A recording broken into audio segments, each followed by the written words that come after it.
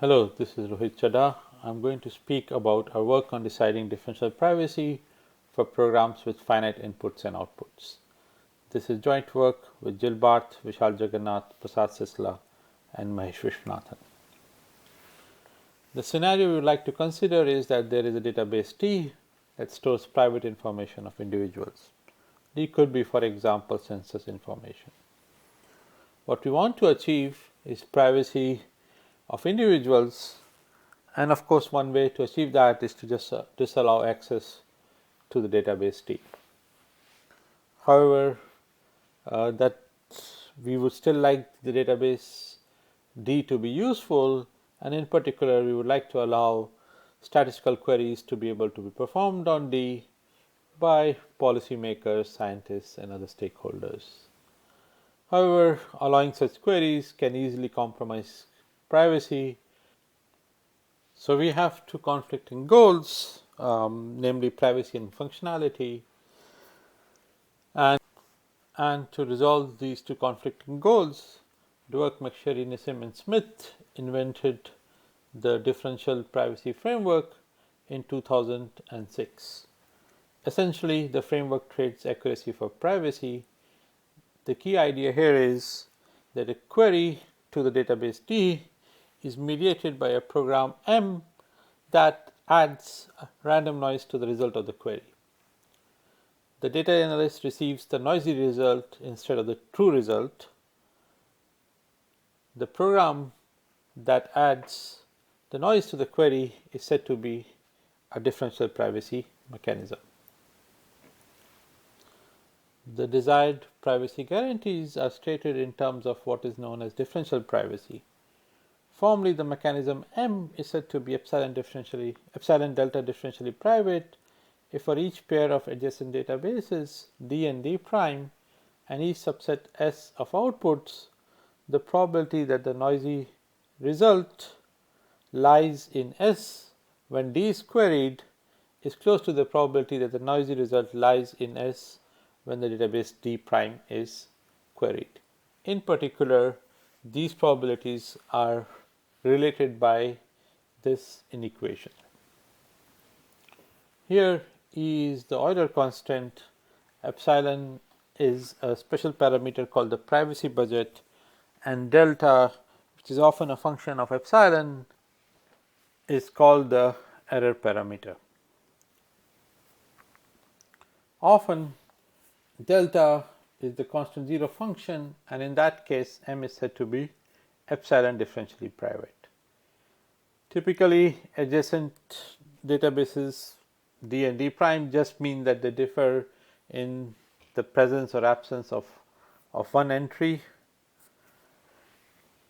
Design of M tends to be subtle, and even minor changes to the mechanism can lead to violation of differential privacy. Our goal is to verify differential privacy of mechanisms. For us, mechanism is nothing but a randomized program, and we are going to make a simplifying assumption that the set of inputs and outputs come from a finite set. However, even with this simplifying assumption, you still want to account for a large class of mechanisms, and in particular what we will allow is our programs with real valued and integer valued variables. As we will see shortly, the random assignments that are used in these mechanisms typically have epsilon as a parameter, and one thing that we have to account for is that the program behavior can change when epsilon changes. And because epsilon is just a parameter, we really want to verify differential privacy for all possible values of epsilon and not just one particular instance. So before we go into explanation of our results, let's look at a very simple but still tricky example, namely the mechanism of sparse vector technique.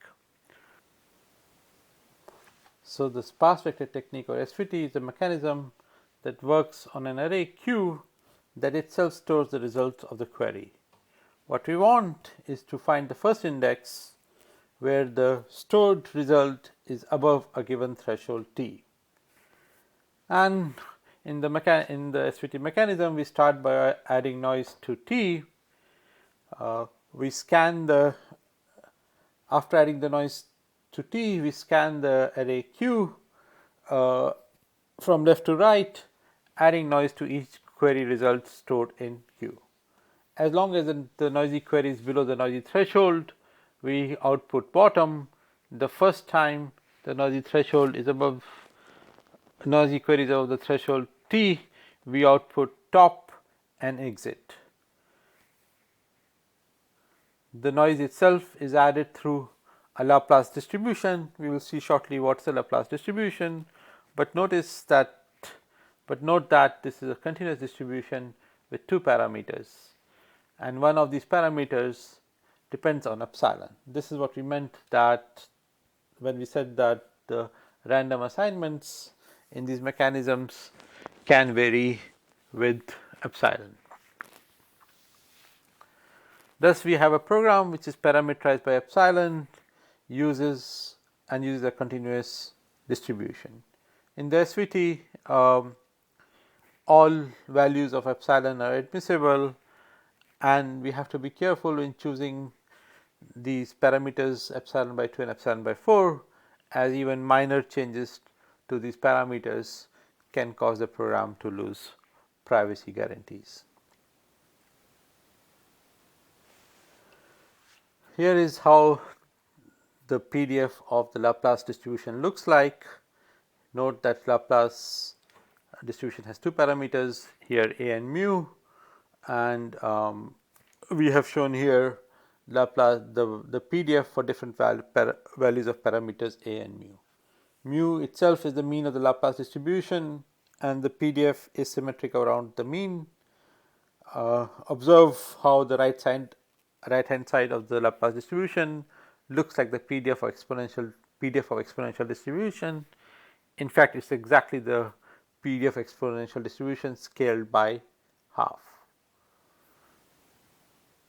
1 by a is said to be the scale parameter of the Laplace distribution, and note that higher a means higher peak at the mean and a somewhat narrower distribution. Now let's get back to SVT. In SVT, two input arrays are adjacent if they differ by at most 1 in each index.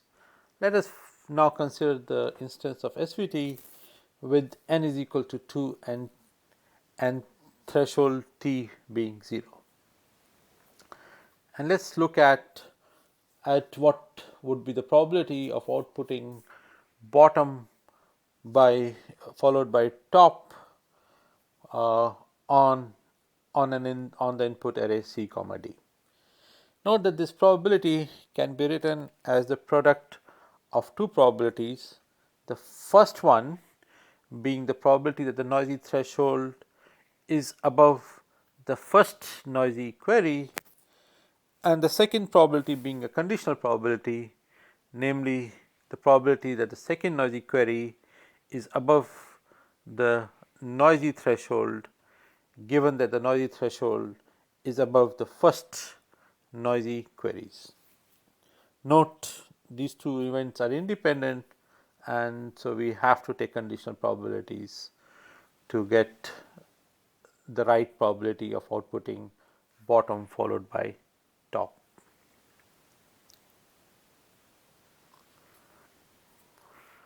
Now let us assume that all array elements in the SVT come from the domain 0, 1. Note for this case all input arrays are adjacent, and we can compute the probability of outputting bottom followed by top using the expression we just saw. Okay. Here are two probabilities for two possible inputs 0, 1 and 1, 1. For the first input 0, 1, this probability is given by this expression R1 of epsilon, and the second probability is given by the expression R2 of epsilon. So, in order to verify epsilon differential privacy of epsilon, we will need to check that R1 of epsilon is less than or equal to e to the epsilon R2 of epsilon, and R2 of epsilon is less than or equal to e to the epsilon R1 of epsilon. Note that since all positive values of epsilon are admissible, we really need to check these two inequalities hold for all values of, of epsilon. And in fact, we also have to check all other equations or inequations that may arise when considering other outputs and pairs of adjacent inputs. Okay. There are a couple of things I want to highlight on this slide. First, these expressions R1 epsilon and R2 epsilon are of have a special form. They are ratios of polynomials in epsilon and e to the epsilon with fractional powers. We will just call such expressions pseudo rational functions in epsilon. The second thing is that the formula for checking differential privacy can be easily reduced to the problem of checking validity of a first order sentence over reals with exponential function. So, SVT highlights some of the challenges that we encounter, namely that we have programs that are parameterized by the privacy budget epsilon. They contain variables sampled from continuous and discrete Laplace distributions, resulting in potentially uncountable set of states. We need to compute for each input I and output O the probability of obtaining O when the program is run on input I, and we also need to check the validity of a sentence in first order theory of reals with exponential functions. So, let us now set up the verification problem formally and obtain and discuss our first result, which is the undecidability of checking differential privacy. Okay. So, in our work, we consider very simple while style programs. We only have 4 kinds of variables in the simple programs, and in fact, variables are the only data object that we allow in our programs. The first kind of these variables are domain variables. These domain variables take values over a finite range of integers, and these domain variables can be assigned values that are computed from domain expressions. They can be assigned values sampled using user defined distributions such as coin tosses or exponential mechanism distribution. Exponential mechanism distribution is a special distribution that we won't discuss in this talk, but details of this are in the paper. Furthermore, all our input and output variables are assumed to take values in domain variables, and that's what we meant by saying that we are all going to allow only finite inputs and finite outputs. The second kind of variable is a real variable. A real variable can be assigned values that are stored in domain variables. They can be assigned values that are sampled from a continuous Laplace distribution, and typically we will assume that these Laplace distributions have a special form, namely that the first parameter is always a rational multiple of the privacy budget, and the second parameter is a domain expression. And finally, real variables can also be assigned linear combinations of real variables. The third kind of variables we allow are integer variables that can take unbounded integer values. They can be assigned values stored in domain variables, can be assigned linear combination of integer variables, can be assigned values that are sampled from discrete Laplace distributions. The fourth and the final kind of variables that we allow in programs are Boolean variables that obviously take Boolean values. The interesting thing is that they can be assigned comparison between real variables and also comparison between integer variables, but not comparison between real and integer variables. So we don't allow that in our programming language. Okay. So we have this programming language, okay, which we call simple, and now we can pose the differential privacy problem, which is given a simple program P, a list L of adjacent inputs, an interval I of admissible epsilons, and a function delta of epsilon. Check if P of epsilon is epsilon delta epsilon differentially private for all epsilon in the interval I. Okay. And given that we have real variables and integer variables, it's very easy to show that this decision problem is undecidable. And the undecidability even holds when delta of epsilon is the constant zero function. So even epsilon differential privacy is undecidable. The interval I consists of a single element, and the only random assignments are samplings from Laplace distributions. Okay, so it's not an artifact of using a weird user defined distribution. So just the standard Laplace distributions can also lead to undecidability of checking differential privacy. So now we consider a fragment of simple for which the problem of checking differential privacy is decidable.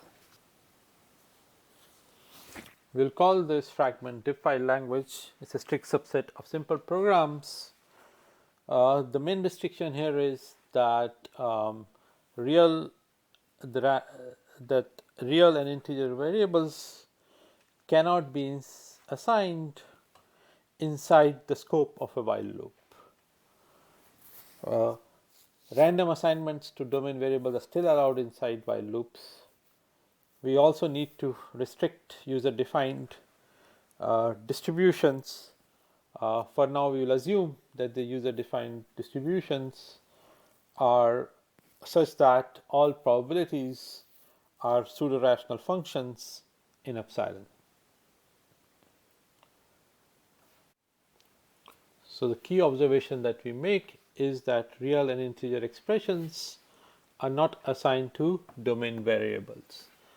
Thus, the exact sample values of continuous or discrete Laplace distributions do not influence the data flow of the program. Instead, what is important is what relations, what symbolic relationships hold amongst the sampled Laplace distributions, and we only have a finite number of such relationships. So this can be exploited to give a finite state discrete time Markov chain semantics to diff file, or a DTMC semantics to diff file. The states of these DTMC semantics are really abstract states which are which can be viewed as a set of concrete states. In this abstract state, what we store is the control location of the program location that we are in, the values stored in the domain and Boolean variables, the parameters of the sampled Laplacians, not the exact values, but the parameters of the sampled Laplacians, and the symbolic relations that must hold amongst the real and amongst the integer variables in order to reach this control location. And this are a special kind of DTMCs in that the transition probabilities are not exact numbers, but they are functions in the privacy budget. The second key observation that we make is that each transition probability in this DTMC semantics is a pseudo-rational function in epsilon, and that means that the probability of outputting a given output O on a given input I is also a pseudo-rational function. Okay. So this in particular means that checking differential privacy of a program M reduces to the problem of checking validity of a formula of the form for all epsilon in the interval I, P1 of epsilon e to the epsilon is less than or equal to 0, and P2 of epsilon e to the epsilon is less than or equal to 0, and so on, where P1, P2, and P3 are polynomials in epsilon and e to the epsilon with fractional powers. And note, this can be reduced to checking validity of a sentence in first order theory of reals with exponential function. Now, checking validity of an arbitrary first order sentence in the theory of reals with exponential function is a long-standing open problem. However, the sentence for checking differential privacy has a very special form. In particular, in its prenext form, the exponential function is only applied to the variable epsilon. And epsilon is the outermost quantified variable. So now let's th x be the set of all prenext sentences of this form, and it is known that checking of validity of a sentence in this set is decidable. This is a result by McCallum and Weiss-Fenning. So these observations lead us to the main result of the paper, namely the problem of checking epsilon delta differential privacy of diff file program. Diff file programs is decidable as long as the function delta is definable in th of exp. We also need that each transition probability in the user defined distribution is also definable in th of exp. The nice thing of this decision procedure is that in case the diff file program violates differential privacy, a counterexample that witnesses the violation can be extracted from the decision procedure. So we implemented this decision procedure in a tool called Dipsy. Dipsy implements only a small fragment of diff while. We only allow loop-free programs. We only allow real variables, not integer variables. We also don't allow linear combination of real variables, but we do allow comparison between real variables to appear in the diff file program. Now, Dipsy works in the following fashion. It creates a Mathematica script that computes the probability of obtaining each output for each input, and also generates and checks the validity of the th of exp sentence that models differential privacy. So even with this small fragment of diff file, we were able to evaluate Dipsy on private and non-private variants of SVT, noisy maximum, noisy histogram, and randomized response with a small number of queries. For these small number of queries, Dipsy always gave us an answer in a reasonable amount of time.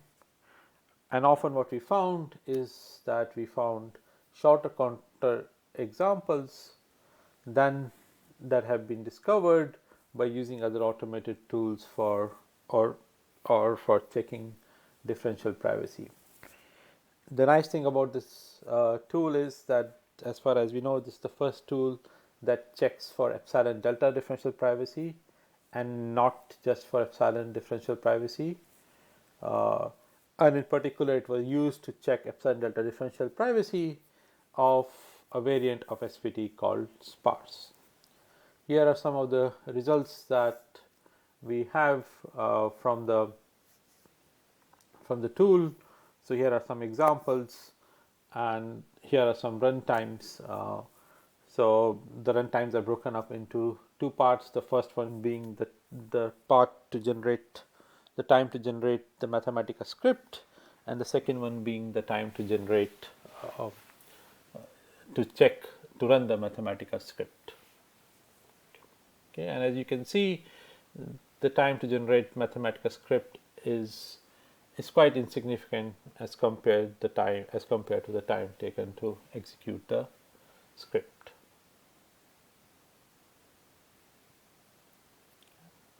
Okay. So in conclusion, our main contributions are that we showed undecidability of the problem of checking differential privacy of very simple randomized programs. We established the decidability of checking differential privacy for an interesting class of programs, and our decision procedure can not only check for differential privacy but also generate counterexamples for violation of privacy, and it's the first such result that encompasses sampling from integer and real valued distributions. The decision procedure is implemented and evaluated on private and non-private examples, and as we pointed out just now, it is the first tool that can check for epsilon delta differential privacy automatically. Thank you.